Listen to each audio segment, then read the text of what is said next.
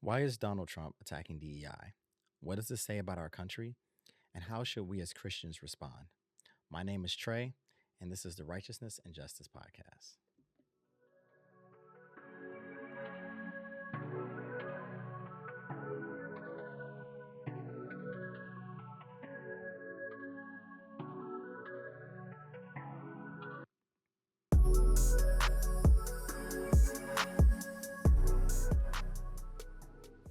Welcome to the Righteousness and Justice Podcast, where I encourage Christians to engage issues of righteousness and justice through biblical and critical thinking. Please don't forget to subscribe to the channel on YouTube or the podcast on Apple Podcasts and Spotify. All right, with that being said, let's go ahead and get into it. In his first week back in the White House, Trump signed a slew of executive orders to counter most, if not all, of President Biden's executive orders from the previous 4 years. Among the main targets of Trump's executive orders were diversity, equity, and inclusion initiatives, and anything that may seem to be related. For those that don't know, diversity, equity, and inclusion is a framework that promotes the fair treatment and full participation of all people, especially in the workplace, including populations who have historically been underrepresented or subject to discrimination because of their background, their identity, disability, race, so on and so forth. Many of Trump's executive orders have banned training and jobs, either overtly or that were seen as covertly DEI. And his ban extends beyond the federal government. It also includes U.S. militaries. Companies like Target, Walmart, Ford, Meta, which is the parent company of Facebook and Threads, Lowe's, Amazon, Home Depot, and other large companies have also announced rollbacks to their DEI initiatives as well. Some government agencies have even been told that there will be no Black History celebrations or celebrations of any other ethnic group in government agencies. Cultural groups within the government have had to cancel events and official meetups, as the executive orders have been sweeping and definitive. So why the push against DEI initiatives, and how should Christians react to this environment? Some people look at the fight against DEI as a relatively new one from Republicans, but the fight against DEI follows the same plan and talking points that were deployed against affirmative action, critical race theory, and much of the civil rights movement. Affirmative action has always been cast as quote-unquote reverse racism by Republicans and their mostly white constituents, and was falsely characterized as promoting unqualified blacks to positions. However, the opposite was always true. Affirmative action forced companies and universities to recruit talent in areas they normally wouldn't, like including for white people who lived in rural areas and Appalachian sections of America. People like the current vice president and DEI opponent, J.D. Vance, never would have had the opportunity to attend Yale if it had not been for the institution acknowledging his impoverished background and using that as a basis for giving him financial aid, which is a part of what affirmative action pushes for. To push back even further on the narrative that affirmative action was only for Black people, according to a 2013 Time magazine article, the largest benefactors of affirmative action since the 1960s has been white women. Historical context is important when having this discussion. Much of the United States history is a history of fighting to keep non-white men from gaining rights and representation, and the fight from those marginalized groups to overcome those barriers. America's Declaration of Independence opens up with this statement: "We hold these truths to be self-evident, that all men are created equal, that they are endowed by their Creator with certain unalienable rights, that among them are life, liberty, and the pursuit of happiness." However, when this statement was crafted in 1776, it didn't apply to Native Americans, blacks, or women. Native Americans had been or were in the process of being driven out of their ancestral lands, killed, and having their children being forced into schools that banned them from speaking their native languages or being called by their native names or allowed to dress in their native attire, as they were being culturally erased through forced assimilation. Women were regulated to the home, specifically the bed and the kitchen, as it was believed that women didn't have the aptitude for higher education, and even less so for careers. Women could not own land or hold bank accounts without the permission and signature of a man until the emergence of the suffrage movement. Blacks were being enslaved for life, sold like cattle, separated from families, raped, maimed, killed as they experienced a lifetime of torture, dehumanization, and bondage.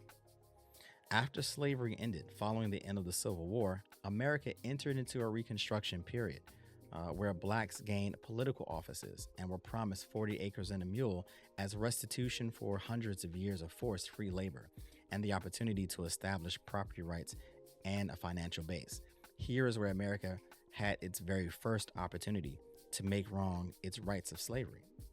However, after President Lincoln was assassinated in 1865, his vice president, Andrew Johnson, led to the rollbacks of the political and economic gains that blacks enjoyed during Reconstruction as he agreed to remove Union troops from the South, which allowed whites in the South to reinstitute violence against blacks who simply wanted to exercise their rights to vote.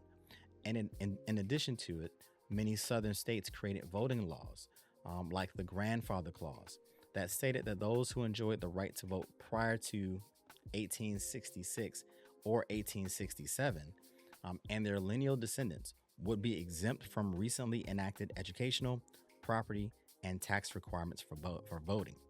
However, since blacks hadn't been given the right to vote until the passage of the 15th Amendment in 1870, the Grandfather Clause essentially excludes blacks from voting. This period leads to what we now know as Jim Crow. During Jim Crow, blacks once again faced legal and physical barriers to equal treatment in the country, and blacks had to create the civil rights movement, which finally was able to achieve legislative victories in 1964 and 1965 with the signings of the Civil Rights Bill and the Voting Rights Act. According to a PBS article, the Voting Rights Act led to a record number of black elected officials, and the largest exodus of Southern white voters from the Democrat Party and into the Republican Party. And this is where we find ourselves right now. So there are some people who ask the question, why do blacks mostly vote for Democrats? And you can trace that back to this time here with the Southern strategy and with the passage of the Civil Rights Act and the Voting Rights Act. And why do most Southerners or Southern whites vote for the Republican Party? Again, it goes back to race. Let's keep going. The next backlash is called the Southern Strategy, which was a play on the racial and social fears of white Southerners by characterizing minority rights as being white oppression. Sounds familiar today? Republican strategist Lee Atwater in 1981 detailed the plan that Republicans use. And he states, you start out in 1954 by saying, nigger, nigger, nigger. By 1968, you can't say nigger. That hurts you. It backfires. So you say stuff like forced busing, states' rights, and all that stuff. And you're getting so abstract. Now you're talking about cutting taxes. And all these things you're talking about are totally economic things. And a byproduct of them is blacks get hurt worse than whites. And this is why in 2025, it seems like we are still fighting for those same unalienable rights against the pushback from conservative Republicans against initiatives meant to address the disparities caused by past sins.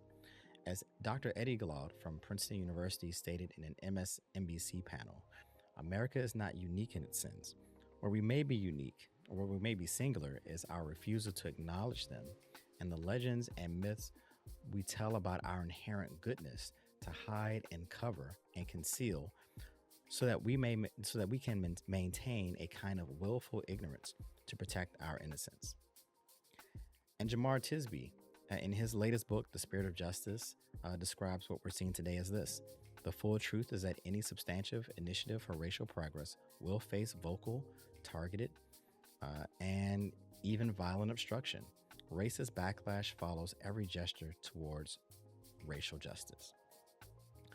So whether it's the Daughters of the Confederate, or the United Daughters of the Confederacy and the Lost Cause narrative that they pushed, which rewrote Southern public school textbooks to romanticize the Old South and the Confederate War in an effort to paint the Confederate South as anything other than traitors and slavery as anything other than diabolical for the comfort of white Southerners, or white evangelical leaders like Jerry Falwell and the Moral Majority, which led white evangelicals on the quest to fight desegregation by creating private Christian schools so that white children couldn't be forced to learn with black children, and led to the marriage of the white evangelical movement and the Republican Party that we see today. Or in current times, where states like Florida, Texas, and Ohio have made efforts to minimize narratives around how slavery, Jim Crow, racism from whites still impacts the lives and conditions of our society today. America has demonstrated that it still struggles with not only acknowledging its historic wrongs, but also recognizing its effects and actually coming up with solutions to do something about it.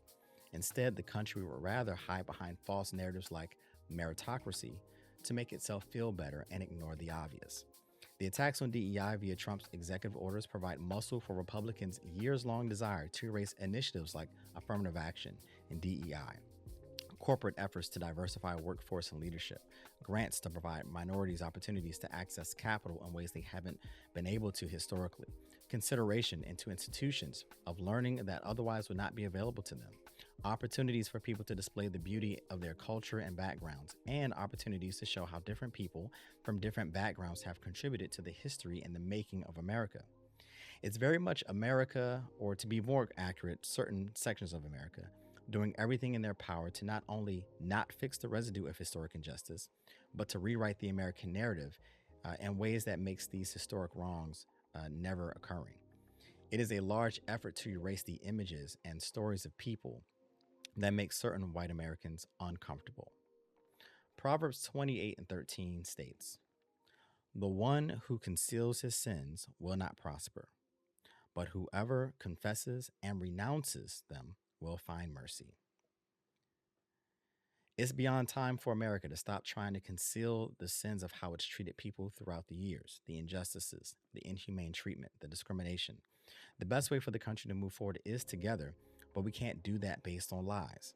As Christians, I believe it's important that we encourage our country not only to acknowledge the wrongs of its past, but to do the hard work of addressing those effects and how those effects have affected our neighbors, how they've affected American communities. For us as Christians, this is an opportunity to demonstrate loving our neighbor as ourselves. Not doing so allows the cancer of hatred to continue to fester, thus driving us further and further away from being truly the United States of America. Thanks for joining me on this episode of the Righteousness and Justice podcast. The sources that I used in this episode will be put in the description section below, and I hope to see you all on the next episode. Take care.